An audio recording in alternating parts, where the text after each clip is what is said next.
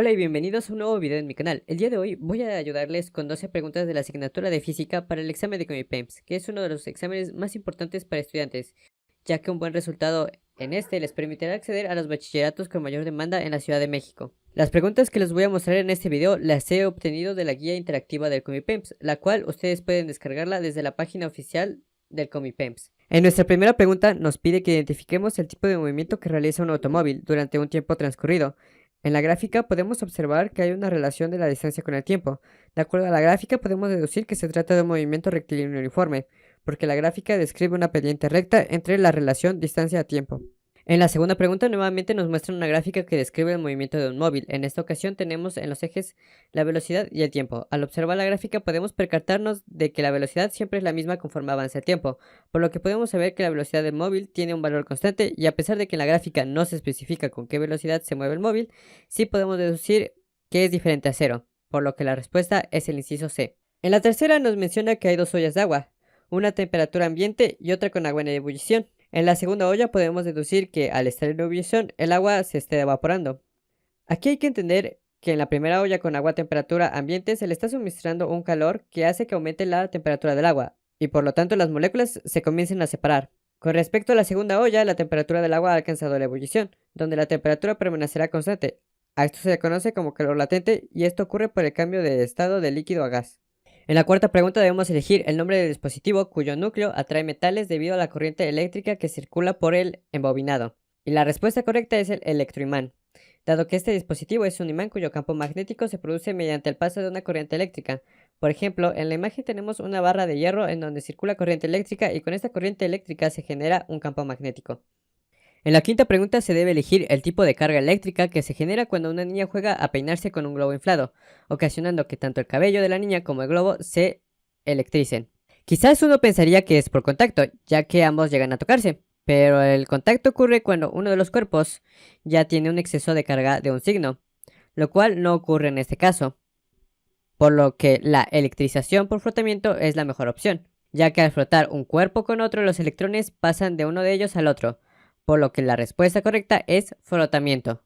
La sexta pregunta nos pide elegir cuál es el material que es un buen conductor debido a la distribución de electrones en sus átomos. Hay que recordar que tenemos tanto materiales que aíslan la electricidad, es decir, que no la dejan pasar, y por otro lado tenemos materiales que nos ayudan a conducir la electricidad, tales como el oro, la plata y el más usado, el cobre, el cual podemos ver que es usado en muchas de las instalaciones eléctricas.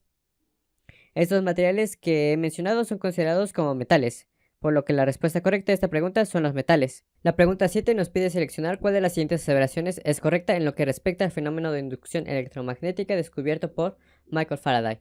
El enunciado 1 dice que cuando un imán es acercado o alejado de una espira metálica, se genera una corriente inducida, lo cual es totalmente correcto ya que Faraday ideó un experimento donde forma una bobina a la que conectó un voltímetro y cuando un imán era acercado al centro de la espira metálica, se generaba una corriente. Esto es porque entre mayor cercanía, más líneas de campo del imán entran en la bobina.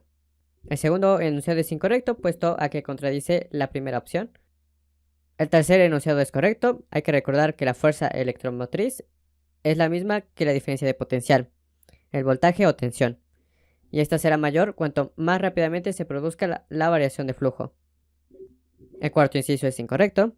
El quinto enunciado es correcto, ya que al tener un mayor flujo magnético implica mayor campo magnético del imán. En la pregunta 8 debemos seleccionar el principio de la física que corresponde a la elevación de un automóvil con una prensa hidráulica. En la imagen podemos observar lo que es el principio de Pascal, la cual nos menciona que la presión ejercida sobre un líquido que se encuentra encerrado en un recipiente se transmite por igual a todos los puntos del líquido y las paredes del recipiente.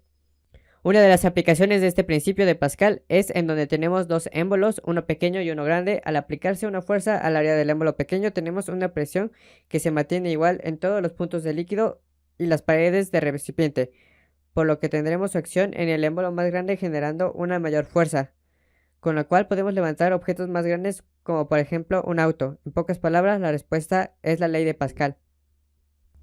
En la pregunta 9 debemos indicar cuál color no resulta de la descomposición de un rayo de luz al incidir sobre un prisma. Para esto recordemos que los colores que inciden estos son rojo, naranja, amarillo, verde, azul y violeta, por lo que el café no resulta de esta descomposición.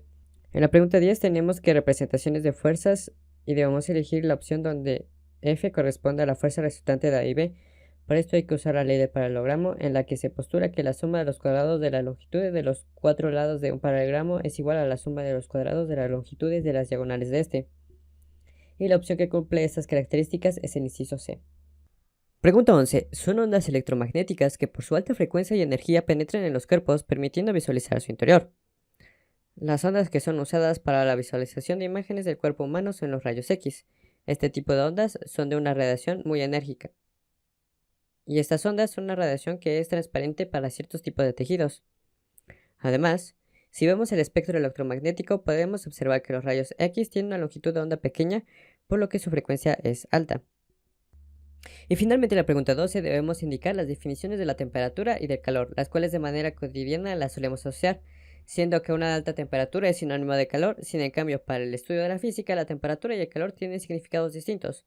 Por un lado, la temperatura es la energía cinética promedio que hay en un sistema de moléculas y el calor es la energía en tránsito, por lo que el calor pudiera modificar la temperatura. Sin en cambio, son conceptos diferentes.